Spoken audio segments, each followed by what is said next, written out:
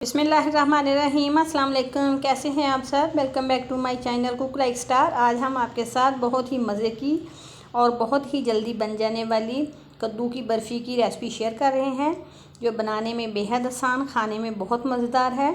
तो चलिए बनाना शुरू करते हैं टाइम ज़ाया किए बगैर। तो इसके लिए ले लिया है मैंने 1 किलो कद्दू। कद्दू को मैंने पहले अच्छे से धो लिया था, छील लिया था और दोबारा पानी में डिप कर दिया है।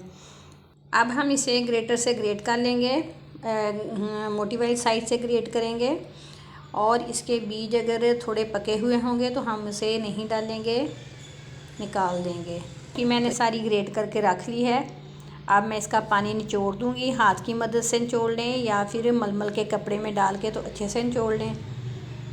तो जितना हो सकेगा हम इसका पानी निकाल देंगे, क्योंकि लौकी में बहुत ज़्यादा पानी होता है। अगर चैनल पर नए हैं तो चैनल को सब्सक्राइब करना मत भूलें और बेल का आइकन को प्रेस करना मत भूलें।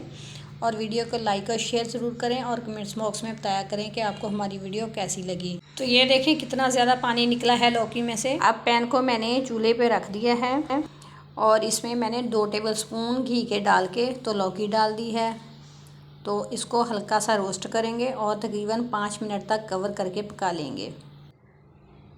तो 5 मिनट के बाद हम दोबारा इसे अच्छे से हिलाएंगे और आधा कप चीनी का डाल देंगे और चीनी को लौकी में अच्छे से मिक्स कर देंगे। चीनी अपना पानी छोड़ेगी और इसी पानी में ही लौकी हमारी नरम हो जाएगी। तो अब हम इसे तकरीबन 10 मिनट के लिए कवर कर देंगे। ये सारा काम हमारा लो आंच पे हो रहा है। तो ये हाफ़ टी स्पून इलायची पाउडर है, ये मैंने डाल दिया है। और ये ग्रीन फूड कलर है तकरीबन 1 पिंच। अगर डालना चाहते हैं तो डाल दें, नहीं डालना चाहते तो ना डालें। ग्रीन कलर डालेंगे तो ज़्यादा अच्छा कलर आ जाएगा। तो ये मैंने 1 पिंच के करीब डाल दिया है।